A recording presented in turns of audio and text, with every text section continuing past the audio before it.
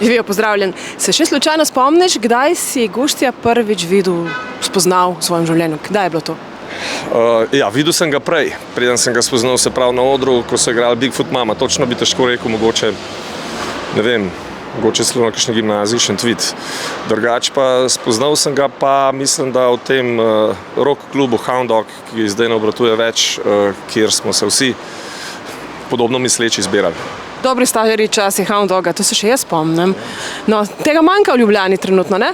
Ja, jaz sem bil takrat še toliko mlad, da sem bil še natakar tam. V bistvu in manjka, ja, seveda da manjka. Tudi Ortobar je zdaj dela zelo sporadično.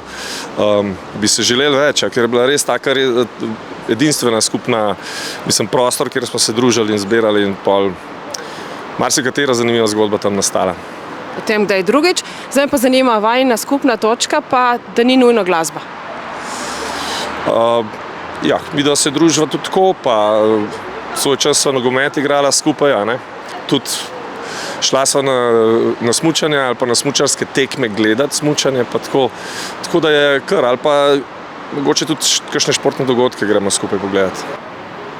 Ki ni povezana z glasbo. Zelo rada sva zahajala v isti lokal, zelo rada sva osvajala približno ne iste, ampak dosti podobna dekleta.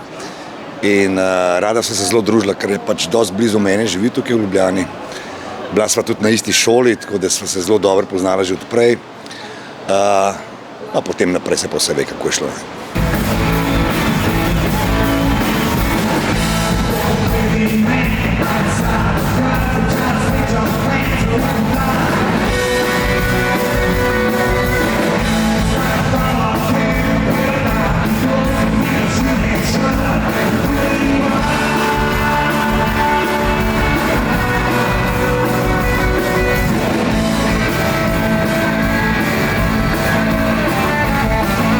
Pozdravljen. V čemu sta si s Krisom najbolj, v čemu najmanj podobna? Težko bi rekel, v čem so se najbolj podobna. Oba dva nekako sva se zaprisegla glasbi. Tudi športu, Kris vedno bolj se ukvarja z rekreacijo, tako kot jaz. Pa ne vem, se mi zdi, da je edini otrok, ki dejansko ima rad slovensko hrano v naši družini, pa ki je nekako po moje tudi navezan na Slovenijo, tako kot jaz.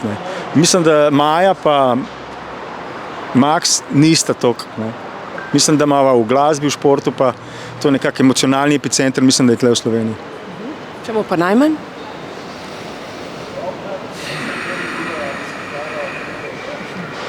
Težko bi rekel. On je pač generacija, čist druga generacija in mislim, da so se v nekih stvareh generacijskih blazno različna. Starejši sem, bolj me je strah kakšno stvar narediti, on je pa še v teh letih, ki ga ni strah nič. Tako da mislim, da jaz ratujem veliko bolj, ne bom rekel zapečkar, ampak tak ziher človek, on je pa v letih, ki mi ta ziher ne pomeni toliko, gre. No, da se dotaknem še današnjih nocojšnjih križank, kakšen misliš, da bo čustven naboj na odru, sploh ko bo Kris ob tebi? Pojma nimam, super bo. Jaz bom imel cel večer, bom mislil zelo čustven naboj.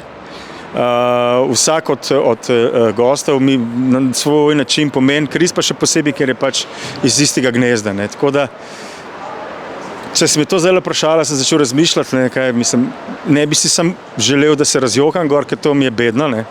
Jokam lahko doma, ampak na odru pa pred kamero pa tega nočem početi. Bom mogoče začel s tem, čemer sva si najmanj, ker mi je to zdaj na pamet padalo. Se mi zdi, da sem jaz veliko bolj pedanten glede marsikatere stvari. Vem, da sem jaz kdaj kar čuden gledam, ko mi oče govori, koliko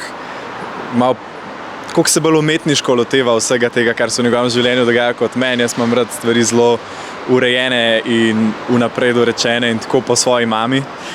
Moj oče pa pač bolj vidi, kako se stvari razvijajo iz dneva v dan in to je čist legitimen način in pristop do življenja, ampak to je pač nekaj, kar meni ne odgovarja.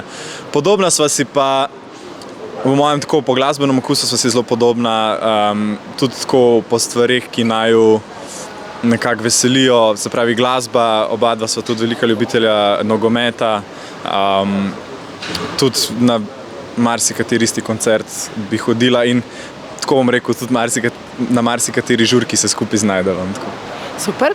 Zdaj pa še to povej, koliko misliš, da bo danes za tebe in za tvojega očeta čustveno tukaj? Ja, po mojem, da sigurno bolj za njega kot za mene. Jaz definitivno, po mojem, bom kakšno solzico potočil proti koncu, ampak vem, da očetu to še toliko več pomeni, ker je to v bistvu njegov prvi veliki solo koncert, odkar se je sam podal na to pevsko pot, in verjamem, da mu je to, da lahko Križanke napolni neka prava potrditev, da še vedno ostaja neko relevantno ime na sceni, ker verjamem, da je marsikdaj se že v življenju počutil, da mogoče že za časom ali pa kaj, ampak se mi zdi, da bo danes spet nekako si dokazal in da mu bodo ljudje dokazali, da temu ni tako in da gušti ostaja in da gušti še bo tudi naprej.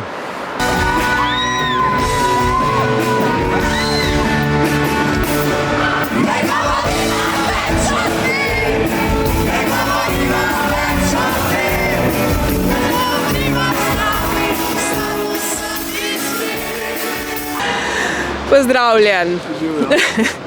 Ne bom te vprašala, kako je biti Guštijev sin, ker mi je že Guštijev sin povedal. Ampak kako pa je biti v bendu z Guštijevim sinom? Ja, ne vem, po mojem, da je dosti podoben kakor s katerim kolim drugim sinom. Misliš, da je kakšna podobnost v njegovem delovanju z vami, kakor Gušti z Bigfoot mamo? Je kakšna vzporednost? Ful sta si podobna. Si? Ja, vizualno sta si zelo podobna, vedno bolj. Kitaro igrata isto, gibe imata podobne, glas imata podoben. Tako da, ja, je podoben. Kaj pa Križanke? Zakaj misliš, da imajo Križanke? Zakaj so Križanke tako pomembne za slovensko glasbo, po tvoje? Kaj je ta čar tle? Mislim, Plečnikove Križanke so ne samo za Slovenijo, ampak nasploh za svet precej unikaten prostor in prizorišče, za katere vem kot dejstvo, da so očarale že marsikaterega svetovnega izvajalca. Recimo vem, da je bil Nick Cave zelo navdušen nad koncertom Križankami in se zaradi tega tudi večkrat vračal. Ja, pač poleg tega kulturnega aspekta same arhitekture so kar nekako sred tega našega centra mesta, ne? In zares kar dihajo z mestom, zdaj, ko se pogovarjamo, mimo nas pičijo motorji, avtomobili, gasilci, rešilci. Tukaj se pa kar nek ločen svet, univerzum odvija in pač imajo neko tako zelo specifično energijo. Zdaj, ko si to rekel, kako je pa pol z akustiko? Tle. Ja, odvisno od benda pa od tonca, ne? Kako bo danes? Danes bo pa čist hudo, ker je čist hud izvajalec, pa čist hud tonc.